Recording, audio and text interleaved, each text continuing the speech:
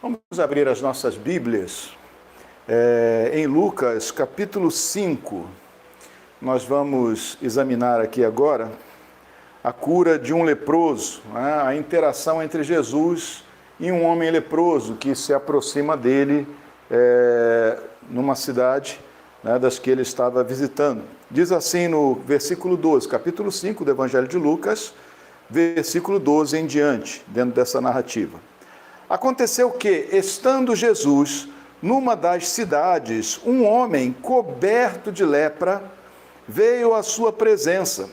Quando ele viu Jesus, prostrou-se com o rosto em terra e pediu: Senhor, se quiser, pode purificar-me. E Jesus, estendendo a mão, tocou nele, dizendo: Quero sim, fique limpo. E no mesmo instante, a lepra daquele homem desapareceu. Jesus ordenou-lhe que não contasse isso a ninguém e acrescentou: Mas vá, apresente-se ao sacerdote e ofereça pela purificação o sacrifício que Moisés ordenou para servir de testemunho ao povo. Porém, o que se dizia a respeito de Jesus se espalhava cada vez mais, e grandes multidões afluíam para o ouvir e para serem curadas de suas enfermidades. Jesus, porém, se retirava para lugares solitários e orava. Amém. Deus Santo, graças te damos, ó Senhor amado, pela tua palavra, ó Pai. É uma rica e imensa fonte de sabedoria, ó Pai, para a vida, ó Deus. O homem que quiser viver como um homem sábio nesse mundo tem que se aproximar da tua palavra com reverência e recebê-la no seu coração. Então, Deus Santo, em nome de Jesus, estamos aqui, ó Senhor, reverentes diante de Ti, te pedindo, Senhor, fala conosco por meio dessa meditação e enriquece-nos, ó Senhor amado, com aquela riqueza que nunca poderá nos ser tirada, ó Senhor. Aquela, ó Senhor, que não se ajunta na terra, mas no céu, onde os ladrões não roubam, onde a traça não corrói, não come, onde a ferrugem não estraga, não corrói. Então, graças te damos, ó Senhor, fala conosco, te pedimos em nome de Jesus. Amém. Esse texto aqui nos traz embutido, não escondido, mas por dentro dele, algumas coisas que são muito importantes nós notarmos aqui. Não é apenas uma cena de cura. Há os atores dessa cena, os agentes dessa cena, dentre elas um homem leproso. O que acontecia com um leproso? Um leproso, a lepra era uma doença incurável, só por milagre, não havia tratamento. E ela era, vamos dizer assim, de certo modo, epidêmica naquele tempo, por toda aquela região do Oriente Médio, até mesmo no norte da África. A lepra era uma doença que acossava as pessoas. Né? E as pessoas, então, tinham como única providência isolar os leprosos. Mas em Israel havia um outro agravante. O leproso não era considerado apenas um homem que tinha uma doença contagiosa, que, portanto, precisava ser afastado. Ele era considerado também ritualmente impuro, ou seja, ele não podia participar no templo livremente como os demais judeus. Né? Ele não podia ter uma convivência, e nem sequer uma convivência religiosa, uma convivência dentro da sua fé, para que assim fosse de alguma forma consolado. Mas esse leproso aqui, esse homem, desculpe, que estava leproso, porque lepra não era a vida dele, ele era um ser humano. Esse homem aqui que estava leproso, ele estava não só acometido de uma doença, mas também de uma esperança. Ele ouvira falar quem era Jesus, ele cria em Jesus do modo como Jesus deveria ser crido. Interessante, porque talvez alguns discípulos não tinham percebido nesse momento ainda com o que lidavam claramente, mas esse homem percebeu claramente com quem lidava. E eu vou lhe dizer quais são os sinais de uma fé que agrada ao Senhor, quais são os sinais nesse homem, na fé que havia nesse homem, que fizeram com que Jesus, num corte rápido, numa ação rápida, curasse esse homem, com muito poucas palavras, com muito pouco assunto, com quase nada aí de diálogo, porque esse homem chegou com o coração pronto. E eu vou lhe mostrar quais são as evidências de um coração pronto para agradar ao Senhor, né, e para apresentar-se diante dele de um modo que o Senhor, né, nos deseja ou deseja abençoar. Que o Senhor quis então abençoar esse homem e curá-lo. Em primeiro lugar, esse homem chega a Jesus, ele se prostra.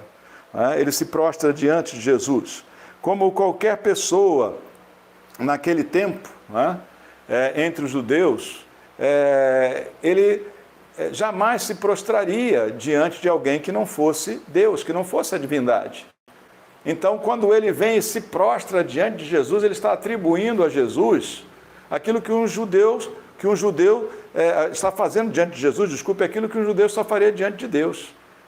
Um judeu fiel só faria diante de Deus. Ele se prostrou, ou seja, reconheceu a divindade do Senhor Jesus. Outra coisa que ele faz aqui é que ele mostra a qualidade da sua fé. Ele diz: Senhor, se quiser, pode purificar-me. Então, nessa frase simples, ele mostra que ele tinha convicção de que havia em Jesus poder para curá-lo. Ele mostra uma convicção de que Jesus teria todo o poder e autoridade, teria a capacidade de curá-lo. Ele diz: se quiser, pode curar-me. E outra coisa, ele não exigiu de Jesus, mas ele disse: se quiser. Ou seja, ele veio adorar Jesus e ele submeteu a sua necessidade. Ele disse: Senhor, se quiser, pode curar-me. É como se ele estivesse dizendo: Senhor, eu preciso de cura, seja feita a tua vontade. Ele estava pronto para aquilo que Jesus quisesse. Se Jesus não quisesse curá-lo, ele estava pronto para isso. Mas ele disse: se quiser, podes curar-me. Ao mesmo tempo que se dobrou de joelhos, ele mostrou plena confiança no poder que Jesus tinha, na autoridade que Jesus tinha para curá-lo, ou seja, a escolha é tua, eu sei que tu podes. E ele submeteu a vontade dele à vontade do Senhor, se quiser. Ele não chegou meramente implorando, porque às vezes quem implora está pedindo muito, mas pode não estar preparado para um não. Meus irmãos, qualquer resposta que venha do Senhor é uma bênção para nós. O simples fato de Deus parar, se deter e responder a nossa oração, ou falar conosco, já é uma grande bênção. O sim e o não de Deus são uma bênção. É maravilhoso que nós possamos ouvir a resposta de Deus, que Deus possa falar conosco, mesmo que Ele contrarie eventualmente os nossos interesses. Todavia, quando esse homem chegou, se prostrou, reconhecendo que Jesus tinha todo o poder, submeteu-se à vontade dele, a resposta de Jesus é: sim, quero. Mas Jesus tocou nele. Tocar num leproso, primeiramente, era um risco imenso, mas não vamos falar disso. Nenhum mestre em Israel, nenhum judeu devoto tocaria num leproso. Por quê? Porque ele ficaria impuro ritualmente e não poderia participar. Enquanto não cumprisse uma série de rituais, não poderia participar no templo ou mesmo na sinagoga. Ele teria que passar por uma série de rituais de purificação. Então, nenhum mestre, como Jesus pelo menos, diante dos olhos dos homens parecia, faria uma coisa como essa. Mas ele não se importou nem de se expor, digamos assim, espiritualmente, ou seja, ser de alguma forma tolhido no seu ministério, ainda que fosse temporariamente, mas também ele amou aquele homem de tal modo que mesmo a doença daquele homem causando para os outros pavor, repulsa e até mesmo nojo, vamos dizer assim, porque a aparência de uma pessoa, ao menos num estado mais elevado, seria de certo modo repugnante. As pessoas não gostariam de olhar para isso, ou de tocar, ou de se aproximar. Mas o amor do Senhor Jesus eliminou todas essas barreiras. Não importava a aparência do homem, não importava os riscos que ele representasse. Ele era, diante de Jesus, alguém que clamava por socorro, que clamava não só para ser curado, mas no seu íntimo. O que ele queria era adorar o Senhor como de fato se prostrou. E ali então o Senhor Jesus tocou naquele homem primeiramente, lançando fora qualquer barreira ou qualquer coisa que outra pessoa considerasse barreira. O amor do Senhor Jesus por aquele homem foi imenso o suficiente para ele tomar uma atitude inusitada. Um mestre tocou num leproso. Um homem saudável tocou num leproso. Um homem, né, aceitou aquele que quase ninguém aceitava, ou que ninguém aceitaria tão perto, ou mesmo não aceitaria tocar. O amor do Senhor é assim conosco. Às vezes, nos nossos pecados, nos nossos erros, nós poderemos parecer, naquele momento, asquerosos. Deus tem repulsa pelo pecado, mas aquele que se prostra, aquele que se submete à sua vontade, o amor de Deus cobre multidões de pecados. E Deus não se afasta, antes pelo contrário, se aproxima do pecador arrependido, daquele que vem e se submete à vontade do Senhor. Olha que coisa maravilhosa. Jesus tocou naquele homem, e só tocar já era uma grande demonstração de amor, mas ele fez mais, ele disse, sim, quero. Você viu que esse homem não fez uma oração elaborada? Esse homem não fez aquela oração, ó Deus das galáxias, Criador de tudo que há. Não foi uma oração que tentou, digamos assim, convencer o Senhor. Não foi uma oração que tentou bajular, vamos dizer assim. Ele apenas reconhecia que estava diante de alguém que era mais do que um homem. Ele reconhecia o poder desse homem e ele se submeteu à vontade. A resposta de Jesus foi simples, sim, quero, mas um grande milagre foi realizado naquele momento. Tocou e imediatamente, no mesmo instante, a lepra daquele homem desapareceu e Jesus então ordenou que ele não contasse para ninguém. Porque Jesus não estava à cata de ser popular, de parecer aí, digamos assim, um big star. Ele estava pregando o Evangelho. E a cura não é o centro do Evangelho, mas a salvação do homem para a vida eterna. A transformação do homem pelo novo nascimento, e a santificação do homem para a vida eterna. A justificação e santificação do homem para a vida eterna. Esse é o propósito principal do Senhor Jesus. Mas, embora esse não seja o propósito principal de Deus, curar-nos ou abençoar-nos em alguma coisa, Ele faz isso para a nossa alegria.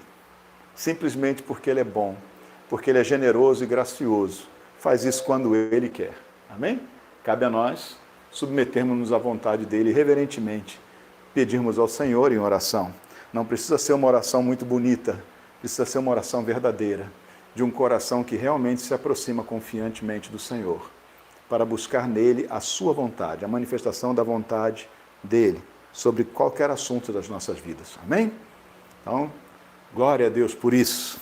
E tem mais, ele diz assim, olha, vá, apresente-se, não fale para ninguém, mas vá, apresente-se ao sacerdote e ofereça pela purificação o sacrifício que Moisés ordenou para servir de testemunho ao povo.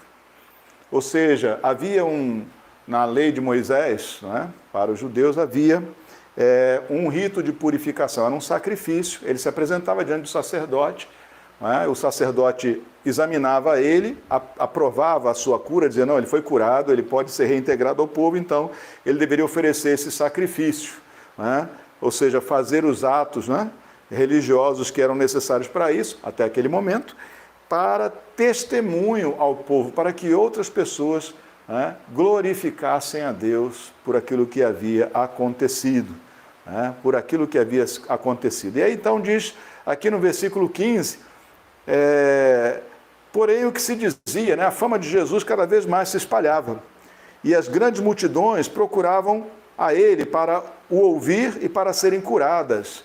Mas diz aqui uma coisa ainda mais importante, Jesus, porém, se retirava para lugares solitários e orava. Olha, Jesus, o Senhor, o nosso Senhor, ele se retirava para orar. E nós muitas vezes nem oramos, nem nos isolamos para orar. Mas ele, que desde a eternidade sempre existiu, ele, que veio plenamente ciente de ser ele, segunda pessoa da Trindade divina, ele que tinha conhecimento da sua própria existência, ainda assim orava, porque como ele veio como homem, ele agiu como homem. Então, o que nós vemos aqui, qual é o testemunho que nós temos aqui do homem Jesus? É que é necessário orar. É necessário orar para que o Senhor, Deus, esteja nos enchendo com o Espírito Santo, nos usando e esteja nos abençoando plenamente ao longo da nossa vida. Se o próprio Senhor Jesus, na condição humana, orou, se separava, se retirava para orar, não devemos nós também orar? Pois bem, Jesus orou, se ele precisava, eu preciso muito mais, você precisa muito mais. Nós precisamos orar mais ao Senhor. Não precisa orar cheio de enfeites. Precisa dizer com sinceridade diante de Deus, apresentar diante de Deus a sua adoração, porque oração não é só pedir não, tá? Não é só petição. Oração é reconhecer quem Deus é, confessar pecados, agradecer a Deus as coisas que Ele já tem feito, a sua bondade, a sua misericórdia para conosco, perdoar outras pessoas, porque faz parte, se você não perdoa, não é perdoado, e aí sim outras petições. Não é apenas falar do que você está precisando de imediato, mas é apresentar-se diante de Deus e fazer não só adorá-lo, mas também se arrepender e pedir perdão pelos seus pecados, agradecer a Ele pelo que Ele já tem feito, louvá-lo, e aí então podemos também pedir. Amém? Jesus orava, oremos nós também. Deus te abençoe. Senhor amado, abençoa, ó Pai, a nossa reflexão na Tua palavra, ó Senhor amado, e venha operar na nossa vida, Pai. Que nós possamos ser, ó Pai, como Jesus, diligentes, cuidadosos, ó Senhor amado, na oração, Pai. Frequentes na oração, zelosos por isso, Pai. Que nós possamos ser como aquele homem, ó Pai, que foi curado. Que nós possamos, ó Senhor amado, reverentemente nos prostrar diante de Deus, ter um coração que se prostra diante de Deus.